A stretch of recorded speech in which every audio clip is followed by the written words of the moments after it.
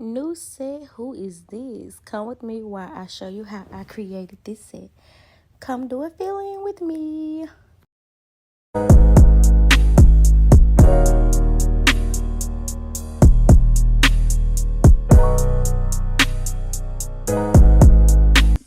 So I'm going to start by removing the color off of my non-dominant hand. And I say if you do your own nails or if you're beginning, this is something you definitely have to practice because I am right-handed. So me working on my right hand takes a little more time, but I've perfected it over the time.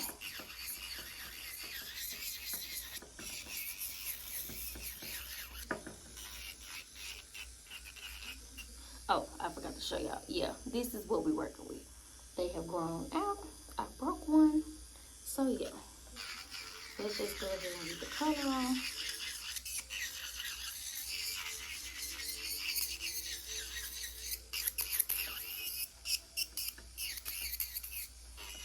For my non-dominant hand, remember how I told you to keep the pinky on this thing?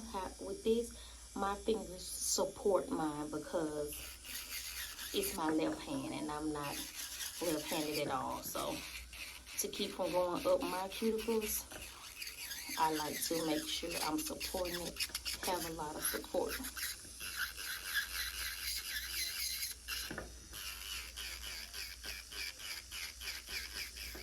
Now, if you are both even-handed, then this won't be a problem for you. But if you're not, and I see a lot of people like to only do one hand because they're not even-handed. I'm not walking around with just one hand in nails. I'm sorry. I will study and figure it out until I get it right.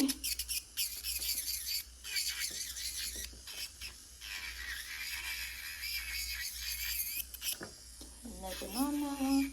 Now I do have to be careful with my pinky because I had to put a little glue on the tip because I did break it and I refuse to start over with putting another nail on it. So I'm gonna remove the polish softly so we can try to keep that tip on, because once I put the acrylic over it, it'll be back good.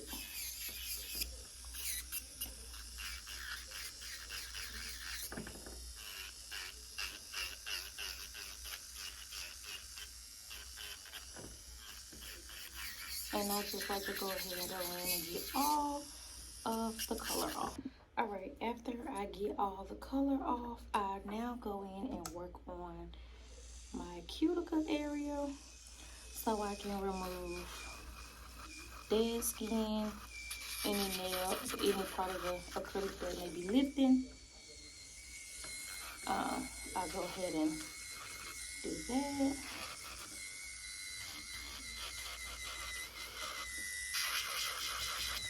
And like I said, I remove any kind of shine or any kind of acrylic. Okay, y'all, I had to fix my drill. It was making a little weird noise. When it makes that noise, if you heard it on the previous video, that just simply means either your bit is in loose or it needs a little tweaking. So I just had to go in and replace it and tighten it. So I want you to be able to see. I go in, remove all the dead part, all the stuff that is in, and it also pushes the cuticle back. And then I go over the whole nail to remove any shiny, any oil, any excess color that may have been left on. And also, if we have any lifting, this is the part where we kind of file it in.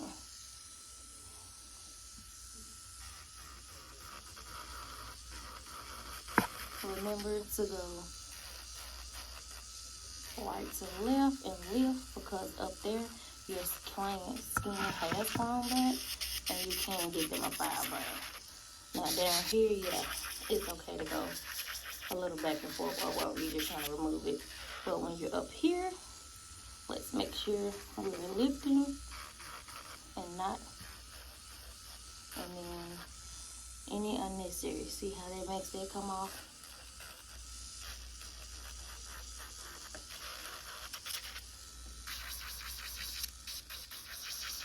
And the other color I have left on it, this is the time I use the sander to get it off. But I want you to be able to see.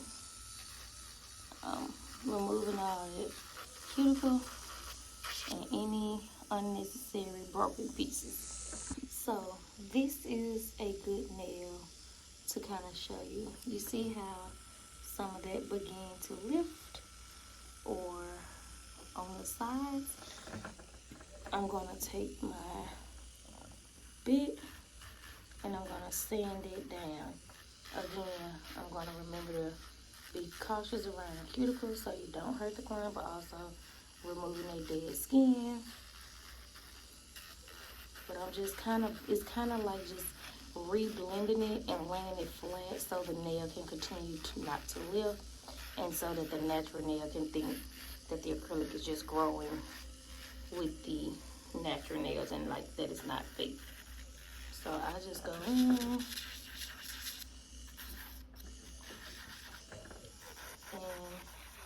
sand it down to the best of my ability without causing any hurt. Sorry, I keep forgetting not to stop feeling. Not any pain or any burn, and no pressure. And see how they removed all the lifting part? Or any piece that felt like it wanted to lift, that removed it. So now it looks better. Same with the pinky. Go in. And be careful around the cuticle. Now, because my cuticle is my hand, I am a little rough, but I also know what speeds do and don't burn my hand because I do my hand all the time. So I just want that natural nail back. Let's dust it off so you can see. And see, it blends it out. Same with this. It blends it so that once I go in and apply my acrylic, it'll all go smooth and it won't have any lifted areas to make my nail lift. For me and my skin, I'm definitely a nipper. I just go right in and go ahead and get all that dead skin off of mine because, like I said, I've been working on my hands so much. I know what pieces do and it really doesn't need a lot. I just do the pieces that are just sticking out drastically, like, ugh. Go ahead and get that off. But other than that, I'm not afraid to nip my own hand because, like I said, I know what do and don't hurt my hand. So I know how to go in and get it.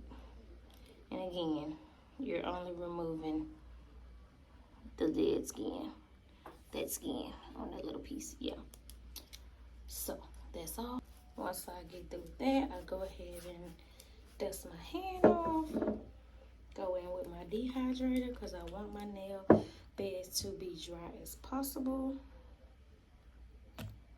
I want no oil on that top part as possible so we can have no lifting. Same with the nails that popped off. We're going to dehydrate that whole nail. I'm going to move this so I won't have to keep going back. Dehydrate them so we won't have no oil, no nothing. And when you dehydrate them, it just dries them out so that you can not have an oily nail. Now, again, I just like to do extra dust. I go in with my nail glue. I buy different kinds of glue. I'm not even going to sit here and say, oh, this glue is better, this girl. I buy all kind of glue as long as they don't pop off. I go in with my coffin shape. Size my nail. Apply just a drop of glue. And then I do the rock method and hold it in place. I apply a little pressure behind my hand so I can hold it in place so the nail won't move. And voila. And then same for my thumb. I can't really remember what my thumb is. Might have to go up one.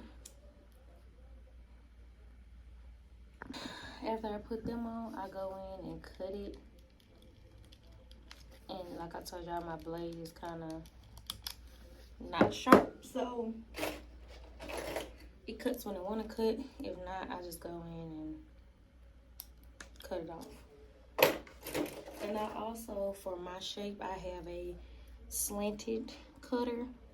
And I kind of just go in and cut some of the slant off, some of it off, so I don't have to file so much on both sides.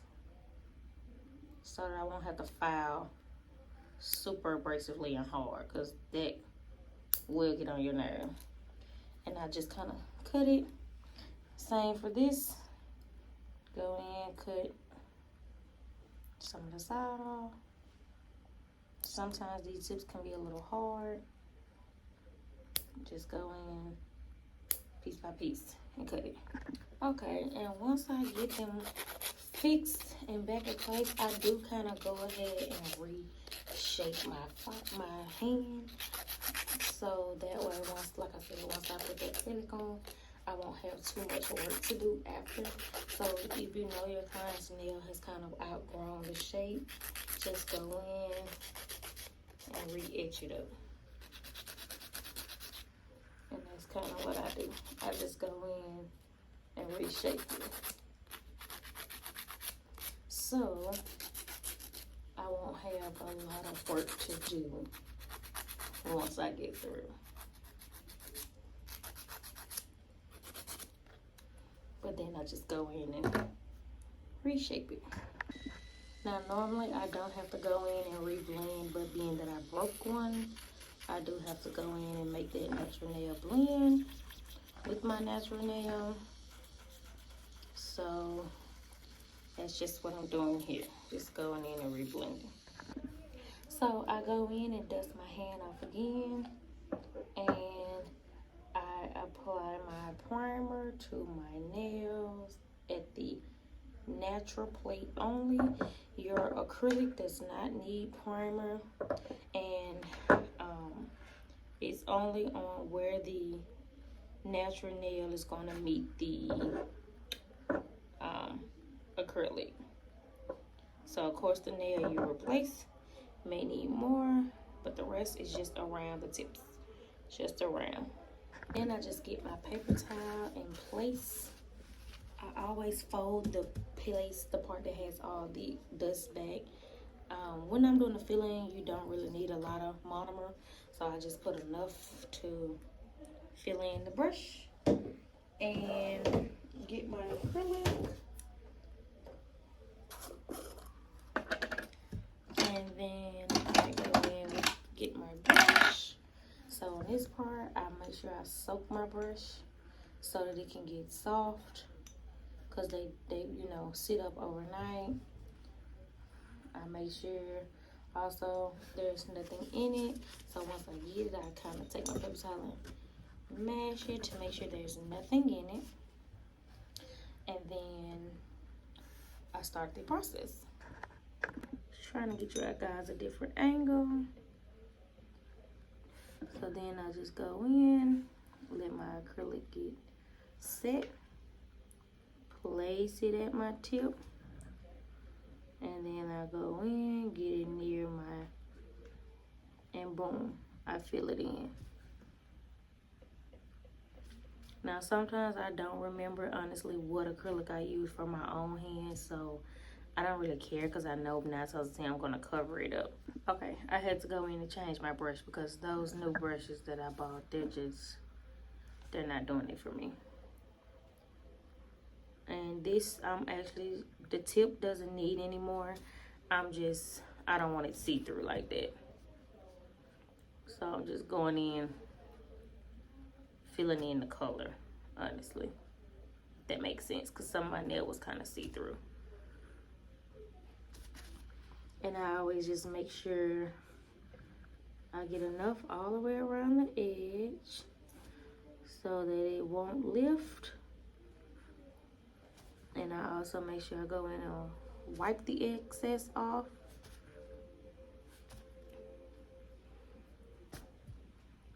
Always look at your tips, the tip, and see if they need a little more refoundation. If they do, you just apply a small amount, and voila. I think the only reason too I'm putting a little amount on, a kind of lot on here, because I kind of cracked it a little in the middle. it wasn't bad where it came off, but I don't want it to come off in the future, so I'm gonna just go ahead and do that.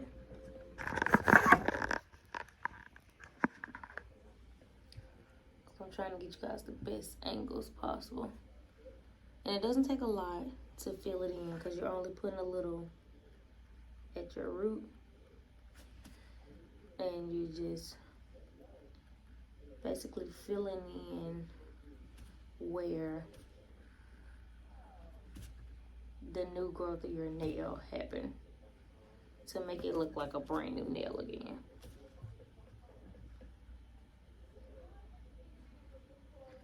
Again, because we did a lot of filing, I go in and just put a little on my tips to make sure my tips have enough stability and make sure it's even all the way around, because you don't want a real thick apex but then a really thin tip, because then it's still just gonna break. So you want it to look all the way around. And if you leave a little off at the base, go in with a small bead, apply it, tap it till it kind of molds. Go around the perimeter, so make sure none is flooding your cuticle, because if you get any flood in your cuticle, it's going to live.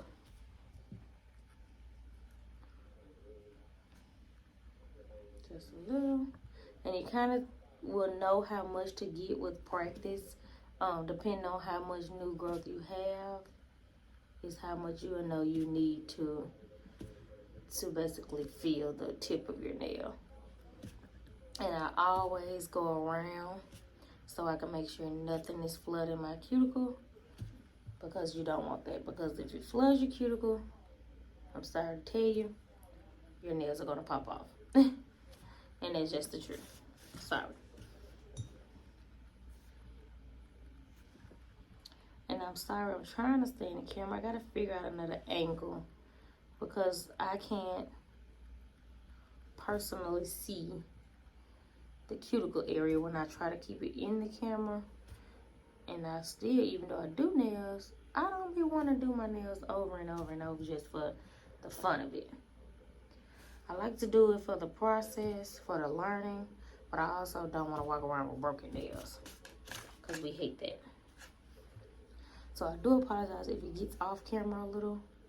That's only when I'm trying to make sure the base of my cuticle isn't flooding. But I guess I can start doing it like this to make sure as well. Okay, make sure we wipe, clean up around. Oh, see, every time I think, so let's do it like this. Let's see. Let's come up a little.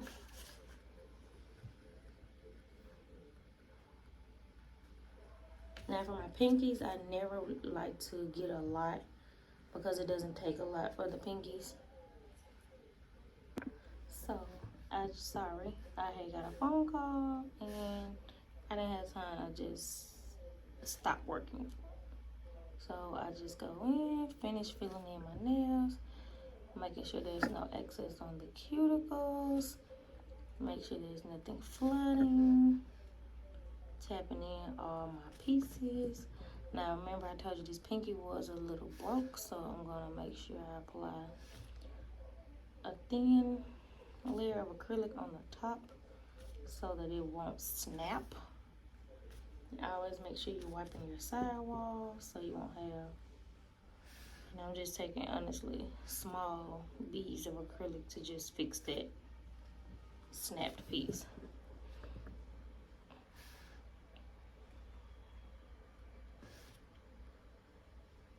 And that's just so, like I said, it won't kind of snap.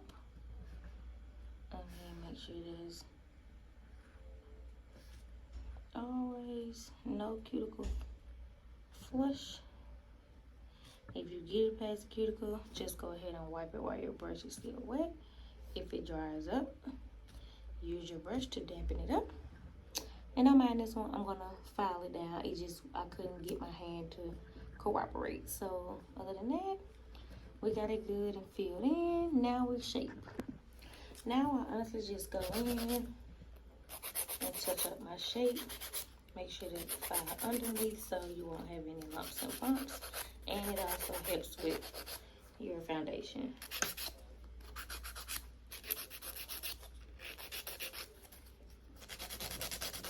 Always feel free to turn it to the side so you'll get that crisp sharpness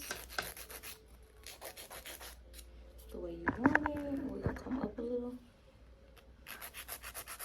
This is the process. If you got any acrylic on the side, then this is your time to clean it up. Because because I don't really like them really pointed, I kind of go in around mine because I don't want it too pointed where I'm kind of poking myself in the eye. So I just go in around it. Once I'm done filing the shape, I go in and kind of clean the cuticle up. Also, go ahead and do the electric buff. This makes it all smooth so that I don't have to hand buff it. And just all of it good and even. Everything's good and smooth. Kind of anything out of place. This kind of gets it in place. Gets it smooth around your cuticle. If you had any flooding, this is the step to kind of pick it up. And I just go over my whole acrylic to make sure it's all good and smooth for all 10 fingers. And see, that just smooths it out. Do not look at the different color acrylics. That part don't matter as long as you're not doing any kind of like French tip or anything. It doesn't matter. And honestly, I just fill in mine with whatever I have. Now with my clients, I do use the same colors. After I buff, I go in with my tapered bit and actually make sure I get those cuticles here so we won't have no lifting.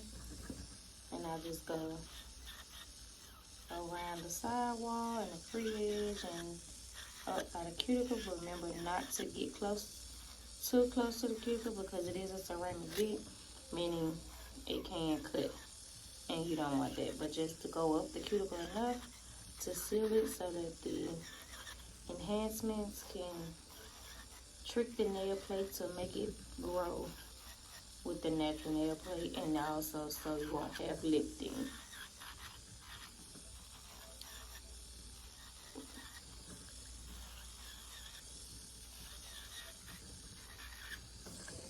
And you just go around and seal the cuticle just like that. And now to design. I think I'm just gonna go with the simple fire red, just cause it's kind of July, 4th of July, and also red is just kind of good color. But I think I'm gonna do red and just do like a matte color. Actually, this is not even red, it's like a watermelon pink. Okay, I think I can go with that. Trying to see what it was gonna look like. So I'll be back with the end results. Okay, these are the finished results. We got them filled in, and we just did a little mats and a little simple one too because sis is tired and sis is ready to go home. So yeah, this is how we did a quick fill in. Be sure to subscribe, like, and comment, and see you guys later.